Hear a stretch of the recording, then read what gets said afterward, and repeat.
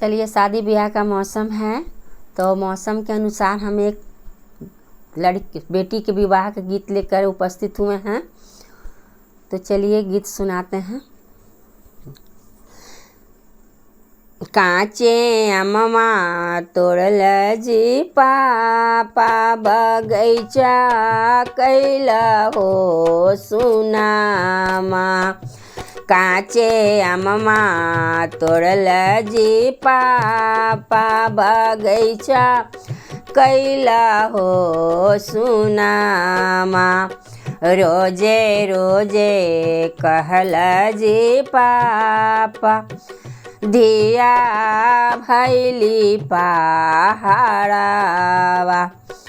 रोजे रोजे कहल जी पापा धिया भैली पहाड़ावा। कहियो ना कहल ए पापा पतोहिया भैली पहाड़ावा।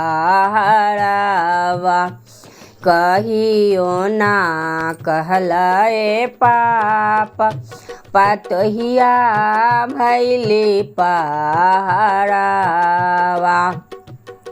तू तब हाउ ए बेटी घरवा के पहुनामा।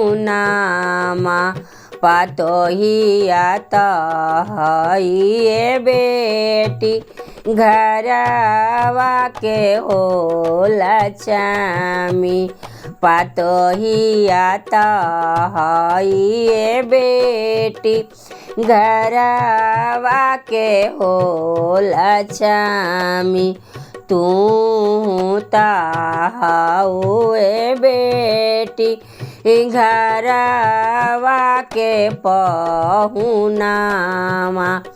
तू त हाउ ए बेटी घरवा के पहुनामा। काचे अम्मा तोड़ल जी पापा बगैचा कैला हो सुनामा। बेटिया बिहल ए पापा आंगनमा कैला हो सुनामा। बेटिया बिहल ए पापा आंगनमा कैला हो सुनामा। बेटिया बिहल ए पापा आंगनमा कैला हो सुनामा।